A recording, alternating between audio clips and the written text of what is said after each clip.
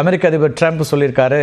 இந்த F-47 தான் இப்போதைக்கு ரொம்ப உலகின் அதிநவீன தொழில்நுட்பம் வாய்ந்த போர் விமானமாக இருக்கும்னு அவர் குறிப்பிட்றாரு. 6வது தலைமுறை விமானம்ங்கிறாரு. இது எப்படி புரிஞ்சுக்கலாம் சார்? இந்த 6th ஜெனரேஷன் அப்படிங்கிறது என்ன? இதை எப்படி நம்ம புரிஞ்சுக்கணும்? 5வது தலைமுறை போர் விமானங்களில் ஆப்ஷனலி பைலட்டட் டெக்னாலஜி கிடையாது. சொல்ல போனா ஒரு ருட்டீன் மிஷன் இருக்குன்னு வச்சுக்கோங்க. அதுல பைலட் போகணும்னு தேவையில்லை.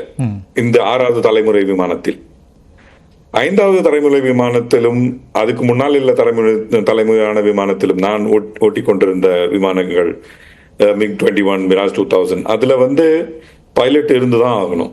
இது கன்ஃபார்ம் கிடையாது. ஆனா 6th ஜெனரேஷன் ஃபைட்டர் ஒரு ஒலியோட 3-5 மடங்கு வேகத்தில் போகும். ஸோ இந்த மாதிரி இவ்வளவு வேகத்துல போனா எனிமி ஏவுகணைகள் அதுக்கு அது இந்த ஏரோப்ளைனை ஷூட் ஆன் பண்ண முடியாது. எனிமி ரடார்கள், எனிமியோடைய மின்னணி தந்திரங்கள், இதுக்கெல்லாம் ஒரு குருடாக்கப்படுகின்ற ஒரு டெக்னாலஜி அதுல இருக்கும். ஸோ இந்த 2 டெக்னாலஜி தான் ஒரு கேம் சேஞ்சிங் டெக்னாலஜின்னு சொல்ல முடியும். இன்னொரு டெக்னாலஜின்னா மல்டி டொமைன் கட்டளை மற்றும் கட்டுப்பாடு, MDC2ன்னுவாங்க.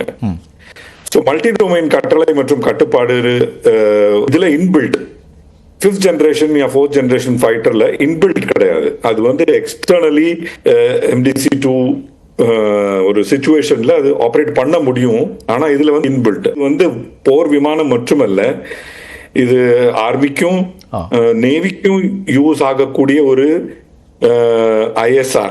ஐஎஸ்ஆர்னா உள்ளுறவு துறை, கண்காணிப்பு, உளவு பார்த்தல், இதெல்லாம் ஒரு இன்டிகிரேட்டடா ஒரு ஏரோப்ளேன்ல இருக்கும். அதுவும் ஆர்டிபிஷியல் இன்டெலிஜென்ஸ் அதை வச்சு இவங்க